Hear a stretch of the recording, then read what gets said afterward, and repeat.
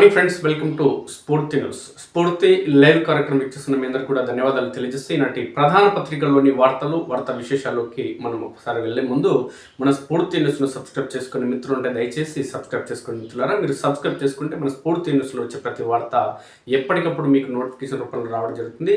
అదేవిధంగా మీ ప్రాంతానికి సంబంధించిన సమస్యలు ఏమున్నా సరే, మీ మండలం కావచ్చు, గ్రామం కావచ్చు, తండా కావచ్చు, నియోజకవర్గం, జిల్లా ఏదైనా సరే, మీరు ఎక్కడ నివాసం ఉంటున్నా మీ ప్రాంతానికి సంబంధించిన సమస్యలు, అభివృద్ధి కార్యక్రమాలు మా దృష్టికి తీసుకొస్తే ఖచ్చితంగా మనం స్ఫూర్తి న్యూస్లో ప్రసారం చేద్దాం. అందుకోసం మీరు చేయాల్సింది 8919793547 నెంబర్కి వాట్సాప్ లేదంటే సామాన్య కాల్ ద్వారా సమాచారం ఇవ్వచ్చు మిత్రులారా. ఇక దేశంలో అనేక రాష్ట్రాల్లో ఎన్నికలు నిర్వహించనున్న ఈ నేపథ్యంలో ప్రధానంగా 4 రాష్ట్రాలకు సంబంధించిన ఎన్నికలు, అదేవిధంగా ఒక పుదుచ్చేరికి సంబంధించినటువంటి ఎన్నికలు అంటే ప్రత్యేక కేంద్రపాలిత ప్రాంతానికి సంబంధించిన ఎన్నికలకు సంబంధించి నోటిఫికేషన్ అనేది విడుదల కావడం జరిగింది. నేపథ్యంలో దేశవ్యాప్తంగా దీనికి సంబంధించి చర్చ అనేది కొనసాగుతుంది. ప్రధానంగా వెస్ట్ బెంగాల్కు సంబంధించి బీజేపీ, తృణమూల్ కాంగ్రెస్ మధ్య హోరాహోరీ పోటీ కొనసాగే అవకాశాలు ఉన్నాయి. ప్రధానంగా ఇక్కడ బీజేపీ పాగా వేసేందుకు మెరుగైన అవకాశాలు ఉన్నాయి. గత ఎన్నికల సమయంలో బీజేపీ టీఎంసీకి టఫ్ ఫైట్ ఇవ్వడం జరిగింది. ఈసారి ఖచ్చితంగా బీజేపీ అక్కడ బోని కొట్టే అవకాశం ఉంది. పశ్చిమ బెంగాల్లో మొత్తం అసెంబ్లీ స్థానాలు 294 ఉన్నాయి. ఎన్నికలు ఏప్రిల్ 23న 29న జరగనున్నాయి 2 విడతల్లో. పశ్చిమ బెంగాల్లో వరుసగా 4వసారి ప్రభుత్వాన్ని ఏర్పాటు చేయాలని తృణమూల్ కాంగ్రెస్ అధినాయకురాలు సీఎం మమతా బెనర్జీ పట్టుదలతో ఉండగా, బెంగాల్లో తృణమూల్ ఓడితే ఆ పార్టీ మనుగడ ప్రమాదంలో పడే అవకాశం ఉంటుంది. అక్కడ ఒకసారి అధికారం కోల్పోతే పుంజుకోవడం కష్టమని వామపక్షాల చరిత్రను బట్టి తెలుస్తుంది. ఆఫ్ఘనిస్తాన్, ఇతర దేశాలకు సంబంధించిన వ్యక్తులని భారతదేశంలోకి చొప్పించి వెస్ట్ బెంగాల్కు వచ్చిన మరుక్షణమే ఆధార్ కావచ్చు, పాన్ కార్డు కావచ్చు, రేషన్ కార్డు రిలీజ్ చేస్తూ ఓటు బ్యాంక్ రాజకీయాలు చేస్తున్న నేపథ్యంలో ఓటు బ్యాంక్ రాజకీయాలతో పాటు ఇతర దేశాలకు సంబంధించిన వ్యక్తులు మన దేశంలోకి వచ్చి తీవ్ర ఇబ్బందులు, అనేక వ్యవహారాలు నడపడం భారతదేశానికి ప్రమాదకంగా మారిన నేపథ్యంలో ఖచ్చితంగా తృణమూల్ కాంగ్రెస్ అక్కడ ఓడిపోయేందుకు మెరుగైన అవకాశాలు ఉన్నాయి. అయితే చూద్దాం, దీదీకి ఎదురుందా? బెంగాల్లో వరుసగా 4 విజయంపై తృణమూల్ గురి.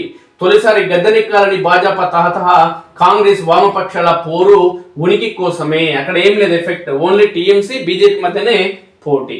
వచ్చే నెలలో ఎన్నికలు జరగనున్న రాష్ట్రాల్లో అత్యధిక మంది దృష్టిని ఆకర్షిస్తుంది కేవలం నిస్సందేహంగా పశ్చిమ బెంగాల్ మాత్రమే. ఇక్కడ సీఎం మమతా బెనర్జీ నేతృత్వంలోని తృణమూల్ కాంగ్రెస్ వరుసగా 4వ విజయం కోసం శ్రమిస్తుండగా పార్టీని గద్దెదించి తొలిసారి పాలనా పగ్గాలు చేపట్టాలని భాజపా వ్యూహాలు రచిస్తుంది. ఈ 2 పక్షాల మధ్య హోరాహోరీ ఖాయం. కాంగ్రెస్, వామపక్షాలు బరిలో ఉన్న వాటి పోరాటము ఉనికి కోసం మాత్రమే.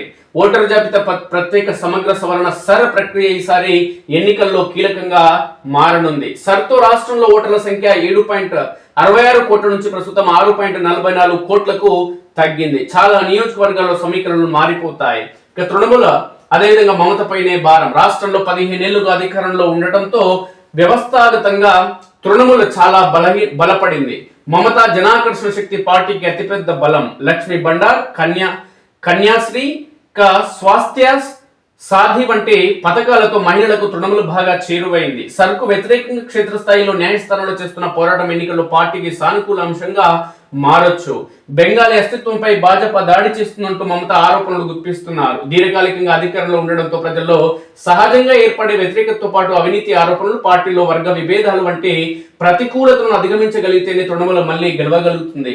రాష్ట్రంలో 294 నియోజకవర్గాలు ఉండగా గత ఎన్నికల్లో 215 చోట్ల దీదీ పార్టీ గెలిచింది. కానీ పార్లమెంట్ ఎన్నికల్లో బీజేపీ అద్వితీయంగా పుంజుకుంది. ఇక భాజపా సర్వశక్తులు ఓడుతూ తృణమూల్ను ఓడించేందుకు భాజపా 2021లో గట్టిగానే ప్రయత్నించినా సఫలీకృతం కాలేకపోయింది. ఈసారి ప్రధానమంత్రి నరేంద్ర మోడీ, కేంద్ర హోంమంత్రి అమిత్ షా బెంగాల్ ఎన్నికలను మరింత ప్రతిష్టాత్మకంగా తీసుకుంటూ గెలుపు కోసం సర్వశక్తులు ఒడ్డుతున్నారు. తృణమూల్ ఇన్నాళ్ళు అధికారంలో ఉండడానికి అక్రమ వలసలే కారణమని కమలదళం భావిస్తుంది. సర్తో అక్రమ వలసదారుల పేర్లు ఓటర్ జాబితా నుంచి తొలగిపోయాయని, తాము అధికారంలోకి వచ్చాక వారిని రాష్ట్రం నుంచి బయటకు పంపించేస్తామని చెబుతుంది. తృణమూల్ పాలనలో శాంతి భద్రతలు క్షీణించాయని, మహిళలకు భద్రత కరువైందని ఆరోపిస్తుంది. వామపక్షాలు కాంగ్రెస్ ఓటు బ్యాంకును తమ వైపు తిప్పుకోవడం, బలమైన హిందుత్వవాదంతో ముందుకు వెళ్తుండడం భాజపాకు కలిసొచ్చే అంశాలు. ముందు నుంచి పార్టీలో ఉన్న నేతలకు కొత్తగా చేరుతున్న వారికి మధ్య విభేదాలు తలెత్తుతుండడం ప్రతికూల అంశం. గత ఎన్నికల్లో 77 స్థానాలను భాజపా దక్కించుకుంది. ఇక సిపిఎం గత వైభవం కోసం సిపిఎం తన మిత్రపక్షాలతో కలిసి బెంగాల్ 1977 నుంచి 2011 వరకు నిరంతరాయంగా పాలించింది. కానీ గత అసెంబ్లీ ఎన్నికల్లో వామపక్షాల ఓట్ల శాతం కేవలం 4.73కు పడిపోయింది. 15 ఏళ్లలో రాష్ట్రంలో వాటి పరిస్థితి ఎంత దారుణంగా మారిపోయిందో చెప్పేందుకు ఇది నిదర్శనం.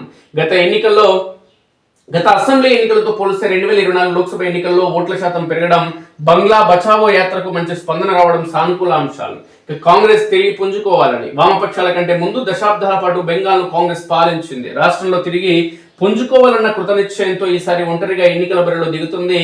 మాల్దా, ముర్షిదాబాద్, నదియా వంటి జిల్లాలో ఇప్పటికీ పార్టీ బలంగానే ఉంది. ఈ పరిణామాలన్నీ ఇట్లనే వీళ్ళు వేరువేరుగా పోటీ చేసి అక్కడ బీజేపీకి మెరుగైన అవకాశాలు ఉంటాయి.